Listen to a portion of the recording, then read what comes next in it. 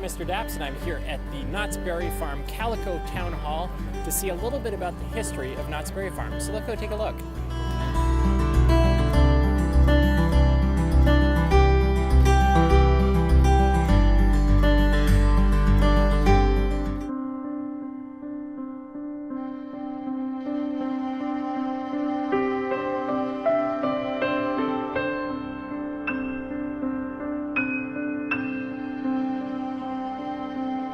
If you're wondering what happened to the American dream, you're looking at it.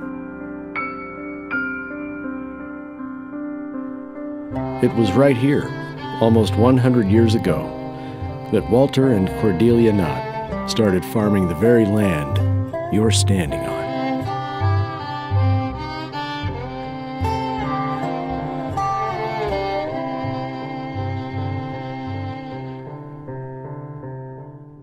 Walter and Cordelia Knott have a very, very sweet story behind them.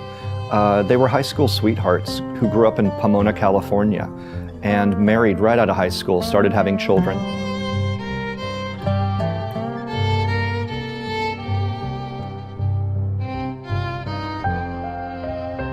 Walter was doing pretty well in Pomona. His family was nearby, Cordelia's family was nearby, but Walter Knott really wanted to step out of that Pomona family mold. He really, really wanted to be a farmer. He wound up moving his family out of Pomona into the Mojave Desert.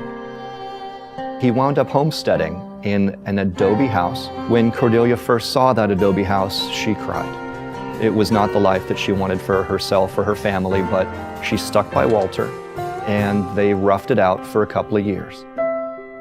They didn't do very well in the Mojave Desert. Obviously, things were really, really tough. They wound up moving to Shandon, California, and they wound up homesteading up there.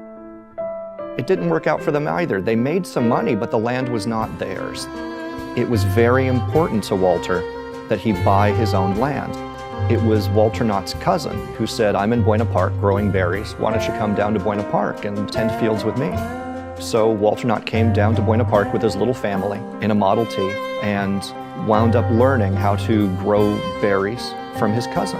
Highway 39 was the main route from LA to the southern beaches, Huntington Beach. This happened to be kind of the midway stop, a rest area for those people traveling to the beach. So in 1927, they bought the land, and believe it or not, they even bought a little bit more. During the Great Depression, they started buying out their neighbors, just because Walter wanted to grow his farm, and what a wise choice it was. They leased 10 acres of land, rented a home nearby, which didn't have indoor plumbing, for $7 a month. They lived in that home for 7 years. So many times he could have walked away from these fields and just let his debt go, but he didn't. He continued to pay the bank, and he continued to make ends meet by selling berries at a roadside. Some of the things that Walter and Cordelia had to contend with were, for example, frosts and freezes that killed their crops, enormous rainfalls that drowned their fields. They still made a go of it, but they did so as a family. People who worked here were a lot of people from the surrounding community. They were all friends of the Knotts. When Walter had this property here in Buena Park, he did have some small shacks and sheds in which people lived. Paul von Kleben was one of his tenants who just lived here. Walter said, "If you can survive on our cooking, you can stay as long as you want."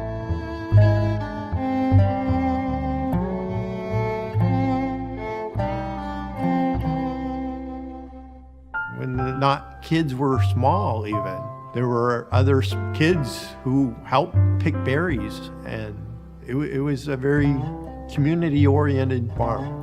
I think that's what people need to remember, is that Walter and Cordelia Knott had 4 children, and they were there every single morning, tending fields with their father and doing everything they could to make ends meet, not just for mom and dad, but for the entire family. It was important when Walter Knott continued to grow this farm that his children were an absolute part of it. What few people realize is that Walter and Cordelia Knott came to this piece of property in 1920, built a house on it in 1927, and they both stayed. they stayed for the rest of their lives. It was a family farm that turned into a ghost town, that turned into an entire theme park, and they were there to watch over all of it.